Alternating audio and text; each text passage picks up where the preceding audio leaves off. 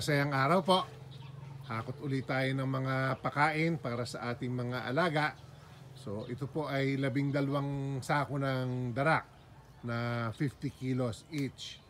Ang darak pong kinukuha ko ay hindi naman yung D1. Gawa ng mataas po ang presyo ng D1.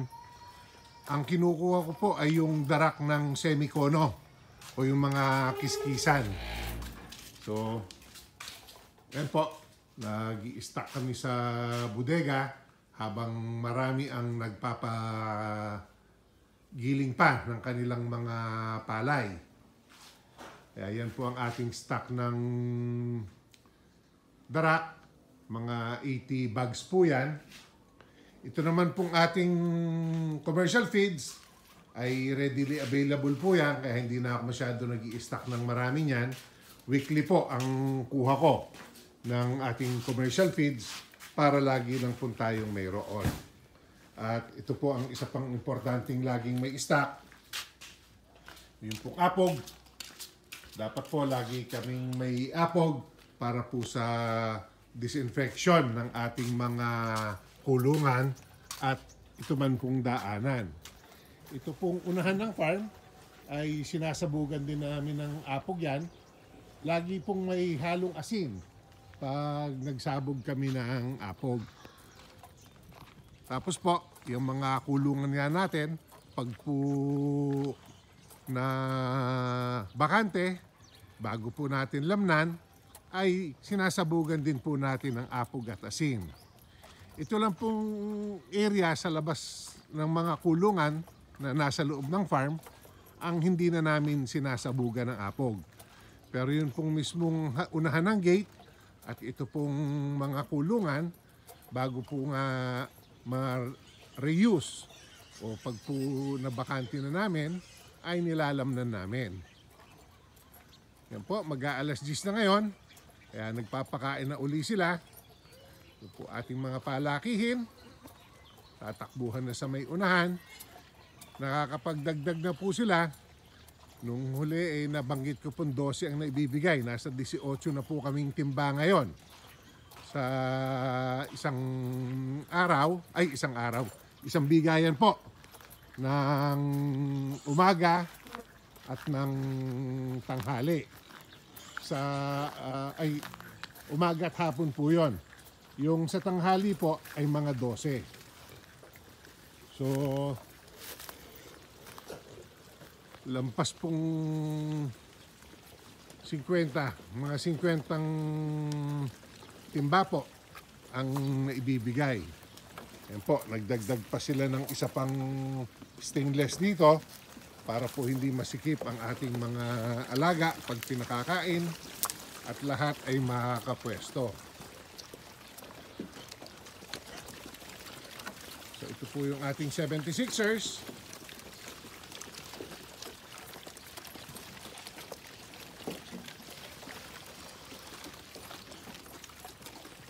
Po, busy, bakbakan sa pagkain.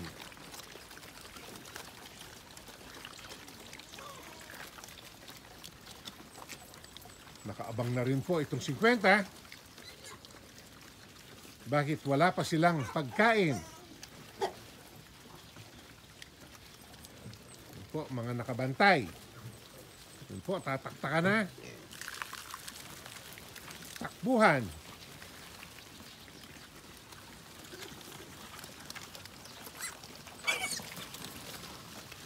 Nakapag-deliver po ako ng baboy kay ka-farmer. 4 lang ang nabawas natin dito. Gawa po ng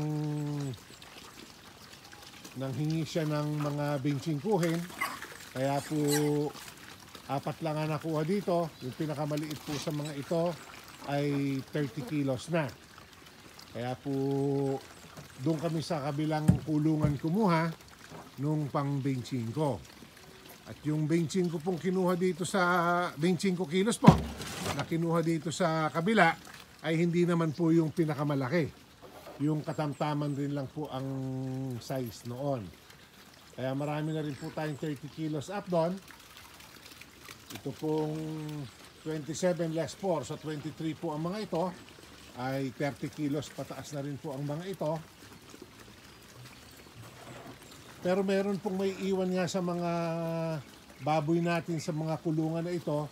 Gawa ng yung magagandang babae po ay ititira namin para po gawing dumalaga. So ito po uli yung ating 50. Ang 50 po, tamang-tama dito sa ating pakainan. Kahit na malalaki na sila. Pero ito po nga kasi, dahil pinili namin lahat yung pwede na nun, kaya po inabot na 76 ang mga ito.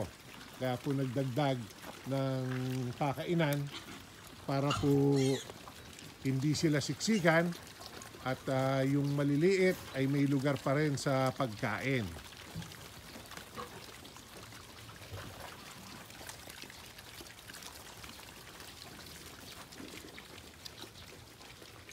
So ito po ang ating mga palakihing panlitsyon na pagpipilian din po natin ng ating mga gagawing dumalaga.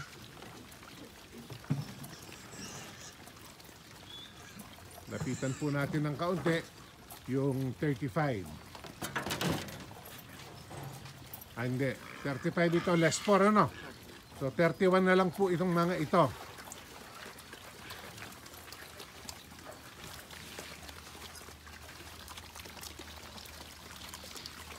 Ayan po sila.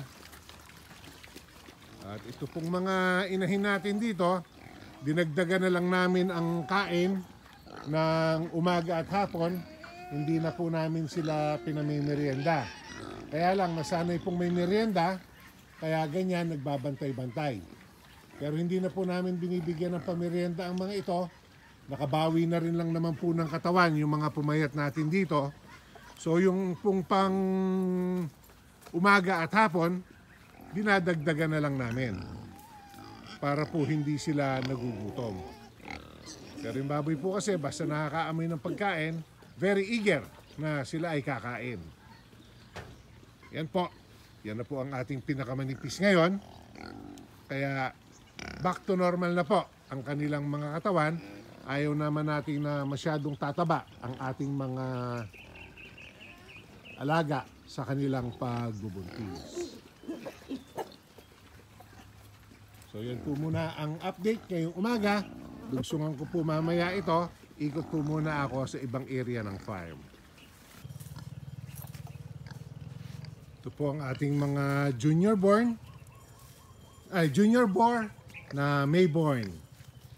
Magkakaedad po ang mga ito. Araw lang ang pagitan.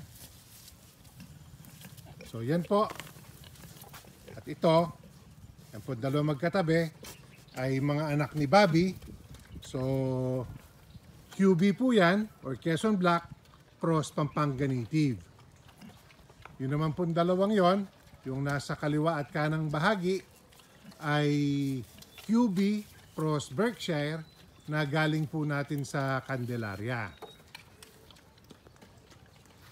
Kaya po, come January or February, ililipat na po natin ang kulungan ng mga ito para matest na natin kung magtatrabaho po sila ng mahusay.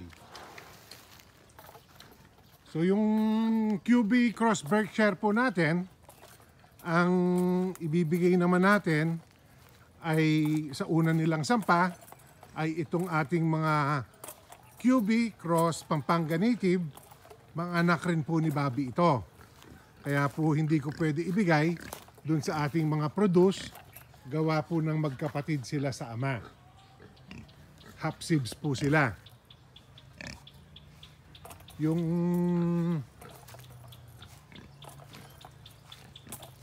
ito pong mga ito na mga dumalaga natin, ayan po ang ating senyorita.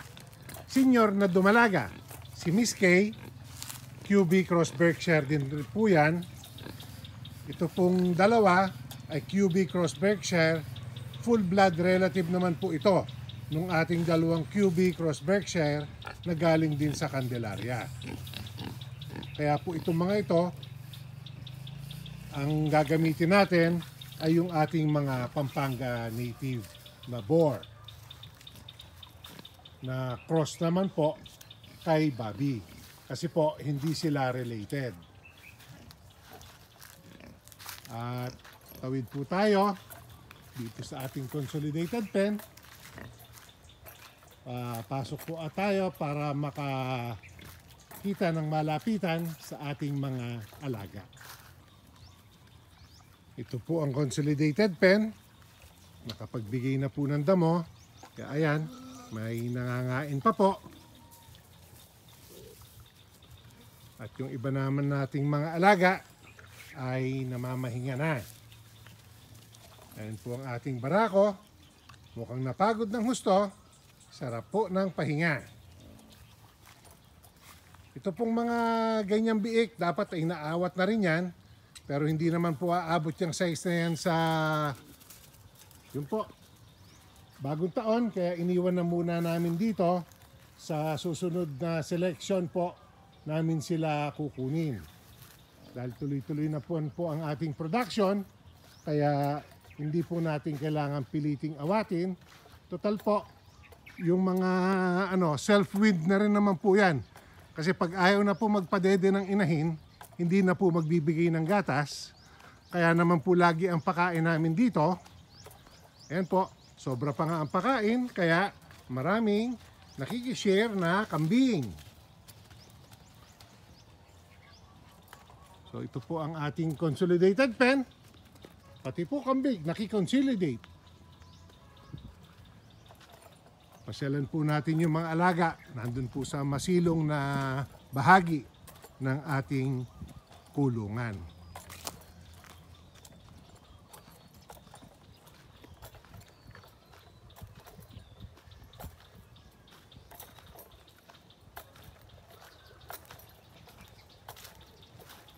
Ito po ang ating mga alaga rito. Ang mga biik, kasama po ang kanilang mga inahin. Kahit hindi na po pinadedede, nakadikit lang na ganyan. Kaya po dagdag lang kami ng dagdag ng pagkain para po hindi naman mamamayat ang ating mga alaga. Ayan po, ito ang masilong na area. Sa umaga po, hanggang tanghali, gawa ng malalaki po yung akasyang na itanim namin dito.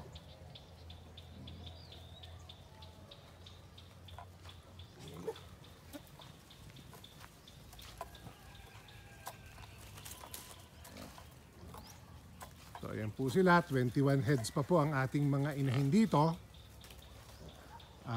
May dalawa po tayong ikakal, so magna 19 na lang sila.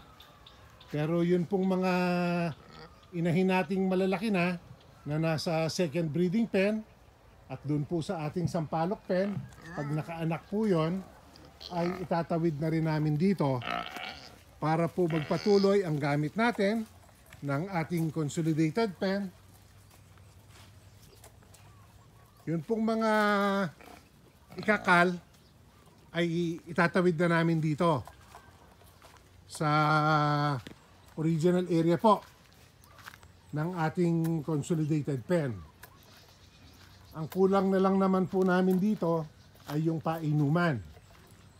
So yan po si Lito. Tinatapos niya na po yung ating painuman para maitawid na natin ang mga ibang inahin.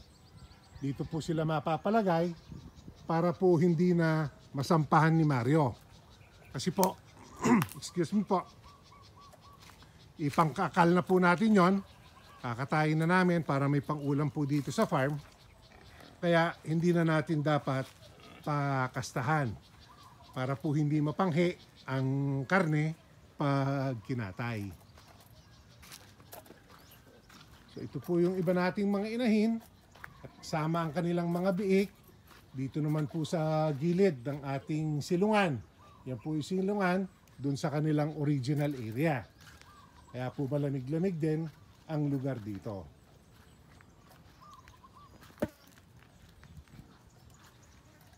Ito po, sama-sama, halu-halong size po ng mga biik. Nagpapatrol. Yan po sila. Hanggang dito na lang po muna. Maraming salamat po sa inyong laging pagsama. Please share, like, and subscribe.